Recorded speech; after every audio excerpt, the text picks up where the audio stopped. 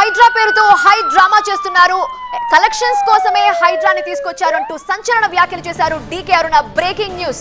హైడ్రా కూల్చివేతలపై డీకే అరుణ సంచలన వ్యాఖ్యలివి. 4 రాష్ట్రాల ఎన్నికలకు కలెక్షన్స్ కోసమే హైడ్రాని తెరపైకి తీసుకొచ్చారని అన్నారు. కలెక్షన్స్ కోసమే హైడ్రా పేరుతో రేవంత్ ఇప్పుడు హడావిడి చేస్తున్నారని అన్నారు. హామీలను అమలు చేయలేకే హైడ్రా పేరుతో హై డ్రామా చేస్తున్నారని అన్నారు అరుణ. గత ప్రభుత్వాలు ఇళ్లు కట్టిస్తే ఈ ప్రభుత్వం ఇళ్లు కూల్చేస్తోంది అన్నారు. చెరువుల ఆక్రమణ జరిగితే ఓ పద్ధతి ప్రకారం చర్యలు తీసుకోవాలన్నారు. ఇలా హడావుడిగా పేదల ఇళ్లను కూల్చేస్తే ఎలా అని ప్రశ్నించారు డీకే అరుణ. హైడ్రాపై డీకే అరుణ ఇంకా ఎలాంటి సంచలన కామెంట్స్ చేశారో మా సీనియర్ కరెస్పాండెంట్ విద్యాసాగర్ అందిస్తారు. మేడం, హైడ్రా పేరుతోటి ఒక హల్చల్ నడుస్తుంది రాష్ట్రంలో. ఏం చెప్తారు హైడ్రా మీద మీ ఒపీనియన్?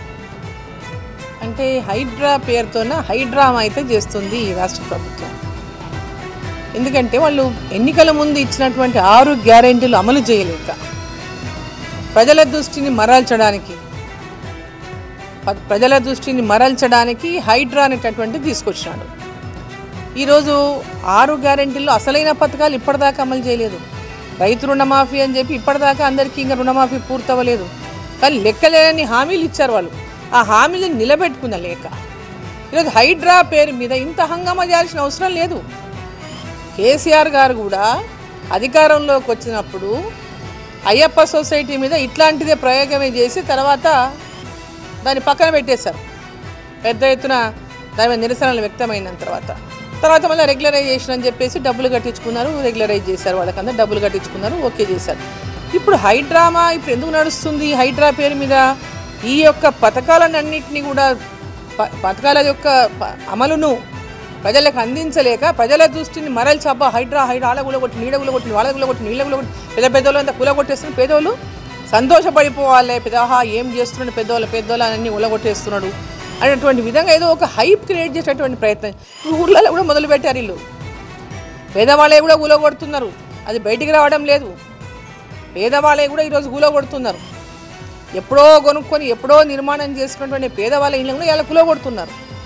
అంటే ఒక ప్రభుత్వం కట్టిస్తుంది, ఇంకో ప్రభుత్వం కూలగొడుతుంది. ఇది ఇక్కడ దానికి ఒక చట్టము, నిబంధనలు ఇవన్నీ లేవా? ఇప్పుడు 111 జీవోని కంటిన్యూ చేయండి. ఆ 111 జీవో పరిధిలో ఎవరైతే వాటర్ బాడీస్ చెరువులలో వీళ్ళలో ఆక్రమించుకున్నారో అక్కడ వాటిని ఆపేయండి ముందెళ్ళి.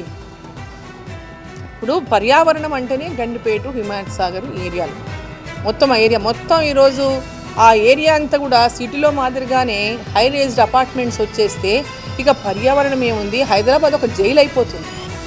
చుట్టుముట్టు మొత్తం కంప్లీట్గా అపార్ట్మెంట్స్ వచ్చేసి వందల అంతస్తులు వచ్చేస్తే హైదరాబాద్ చుట్టుముట్టు ఒక జైలు మాదిరిగా మారిపోతుంది. ఇప్పుడు హైదరాబాద్ అయిపోయింది. ఇప్పుడు జిల్లా హెడ్ క్వార్టర్లలో ఇంకో చెరువులలో గిరువులలో ఎక్కడెక్కడ ఉంటే ముందు ఫస్ట్ వాళ్ళకి నోటీసులు ఇవ్వండి. ఎలక్షన్లు వస్తున్నాయి 4 రాష్ట్రాల్లో. కాంగ్రెస్ పార్టీ హైడ్రామా పేరు మీద పెద్ద ఎత్తున కలెక్షన్ చేసి అక్కడ ఎలక్షన్లకు పంపారనేటటువంటి డ్రామానే నడుస్తుందని అనుకుంటున్నారు. ఎవరినో ఇబ్బంది పెట్టడానికో ఎవరు కక్ష సాధించుకోవడానికో ఆ విధమైనటువంటి రాజకీయాలు చేసి హైప్ సృష్టించి ప్రజల దృష్టి మళ్లించి ఏదో మేము చేసినామని చెప్పుకుంటే మటుకు దాంట్లో వాస్తవాలు ప్రజలందరూ కూడా గ్రహిస్తారు. అంత అమాయకులు ఎవరు లేరు. 5.5 నెలల తర్వాత బయటకు వచ్చిన కవిత వడ్డీతో సహా చెల్లిస్తాము ఈ పరిస్థితి కారణమైన వాళ్ళందరూ అంటే బీజేపీని అనుకోవచ్చా, ఎవరిని అనుకోవచ్చు? అంటే కవిత ఇప్పుడు ఏమో నిర్దోషిగా బయటకు వచ్చిందా నాకు తెలియక అడుగుతున్నా. ఇది బెయిలా? ఆమె నిర్దోషిగా నిరూపించుకొని బయటకు వచ్చేసిందా? ఈరోజు కేసు కొట్టేసిందా? నిర్దోషిగా తేల్చేసి కేసు కొట్టేసిందా? మరి కవిత గారే చెప్పాలి దీనికి మాట అర్థం.